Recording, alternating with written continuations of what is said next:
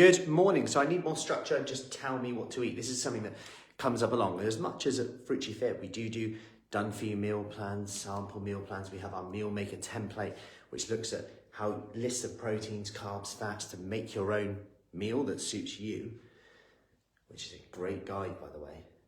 Ultimately, it comes down to that personal preferences to build your diet. Like, I can give you a diet, and that's somewhat helpful to see portion sizes, etc. But the key thing is how we adapt it and how we personalize it for our lifestyle.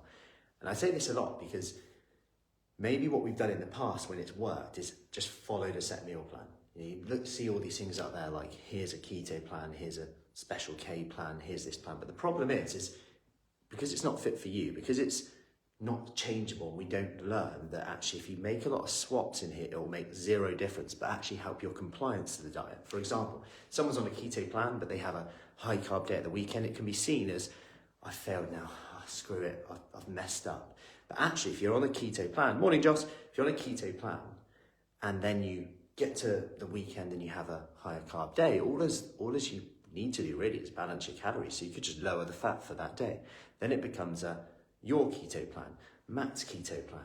Matt's plan where you're able to go, okay, on a weekend when I know I'm going to be a bit more social, rather than set ourselves up for fail right off the whole weekend. Then if we can get back on the bandwagon at some point, we will.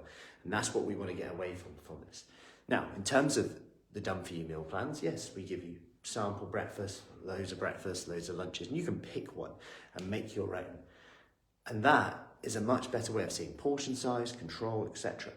Or you could track your calories, or like I said, you could make your own meal maker. Morning, Belinda.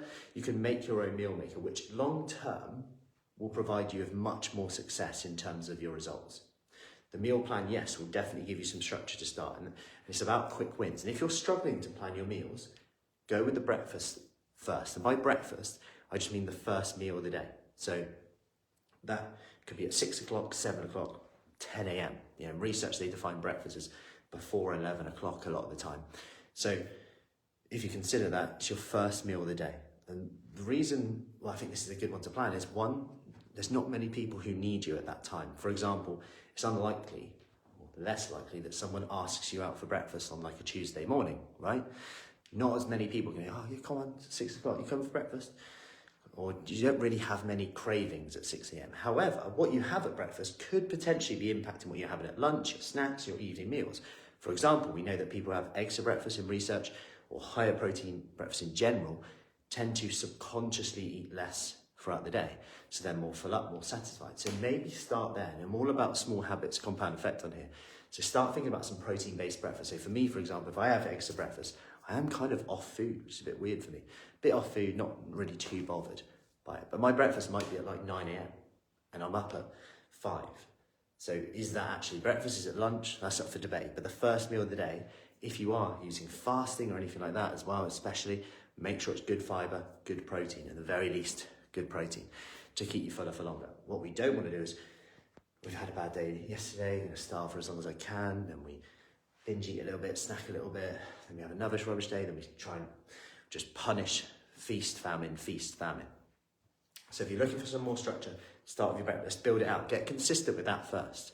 See if that subconsciously actually impacts other choices as well, because otherwise when we think we've got to plan the whole week every time, it can become quite laborious, then we do nothing, then we start when it gets quieter, then we never start, or we don't do it consistently enough to get the results that we want.